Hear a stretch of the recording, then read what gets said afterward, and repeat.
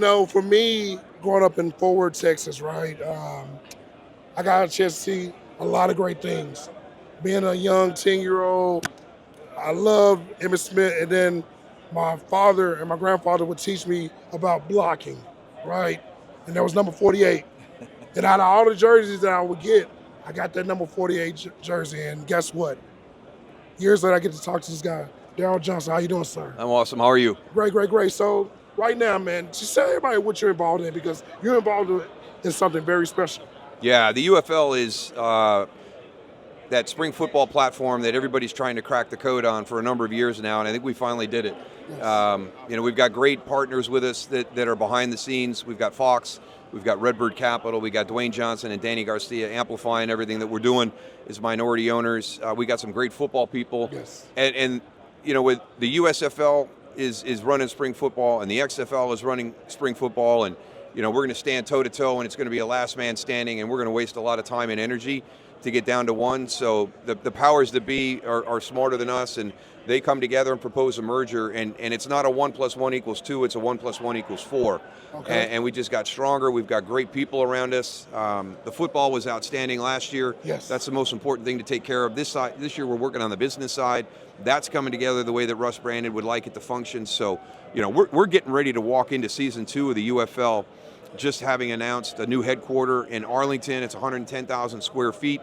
The guys, the agents, NFL coaches that want to become a part of our league are now calling us. So we've taken the doubt away from several years ago and created trust and belief in what we're doing, and that's been a hell of a journey.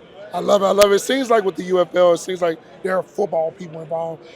To your point about the business, that's something that is now going to be the thing that you focus on more. But it just seems like you have football people. Everybody seems to understand the game of football. I got to ask you this, man, just for you, though. Rewind. Going back to young Daryl Johnston, just growing up, who were some of your favorite football players? Oh, there's one.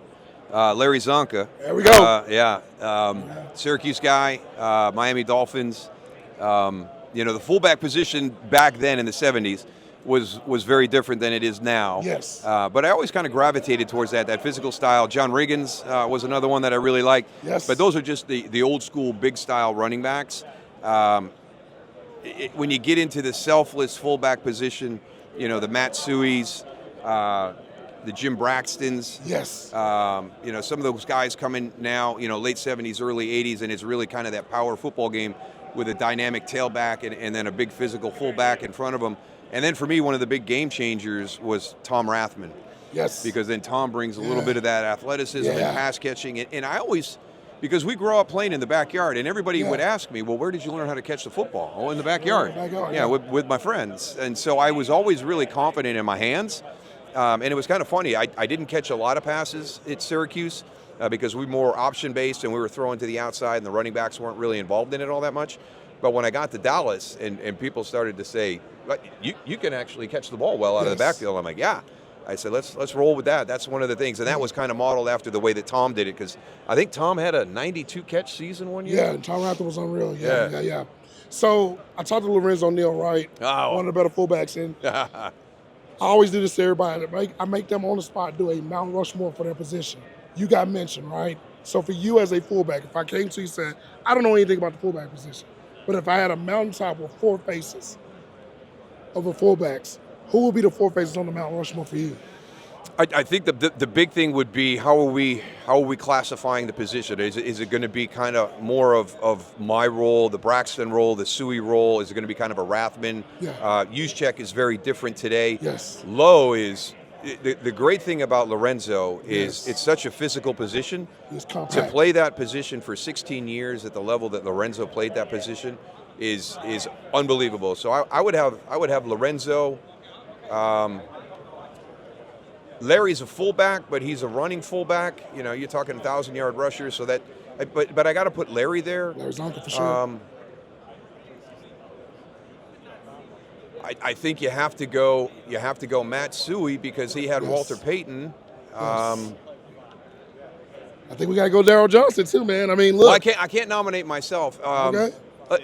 In the modern day, for me, I love what Kyle Juszczyk is doing because he's bringing the fullback position back because he's showing that it's not just a one-trick pony. That if you have a guy that can study the play and break formation and do different things, and that was one of the things that I was able to do. I could get out in the slot, I could go out wide, I could keep standard personnel, which is 2 running backs and 2 wide receivers on the field and 1 tight end. I could keep that personnel group on the field with matchups, and one of the things that Kyle does is he allows that. There's a lot of play designs around, but I like Patrick Ricard. He's a converted guy, but I think that there's so much athleticism in that big body. So the ability to be a great lead blocker, but I've seen him have some incredibly explosive plays. Love it. Last question for me, man. So obviously you have a history with the Dallas Cowboys that speaks, volumes. Brian Schottenheimer was named head coach, right? Yeah. For you, just when you heard the news, what was your initial reaction? And just, it has to get right eventually, right? Yeah, I think there was a lot of people that were expecting something bigger. I think that really there's confusion with the announcement. Yes. If we were going to stay status quo, why did we let Mike McCarthy walk away? Why would we do an in-house hire and elevate Brian Schottenheimer when we had Mike McCarthy here? If we didn't want to change, if we're just going to stay the same and see what we do next year in this system, I think that's where the confusion kind of sets in. So I like Brian Schottenheimer as a man. I know him probably personally better than professionally. But Marty Schottenheimer is one of my favorite guys. You're talking about a guy who kind of grew up under that as a mentor, a dad, and a teacher. He's always been involved with the run game, which is important because that's coming back. I've liked some of the hires that he's already brought in to Dallas right now. So I don't want to say disappointment. I want to say confusion when the hire happened. And now I'm excited to see what Brian does with this opportunity, because at some point, it's everybody's first opportunity to sit in that chair. So I think the big thing for the press conference was, this is a risk. It's not a risk. No. If it's a risk, then it's a risk for Chicago to put Ben Johnston there. Yep.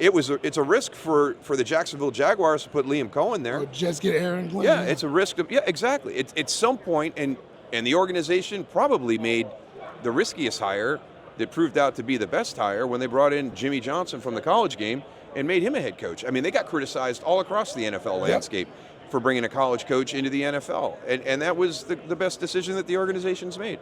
I love it. Well, Moose, thank you so much for your time. I cannot wait till this season comes up, man. I will be seeing you again. Appreciate you, brother. You got it. Thanks.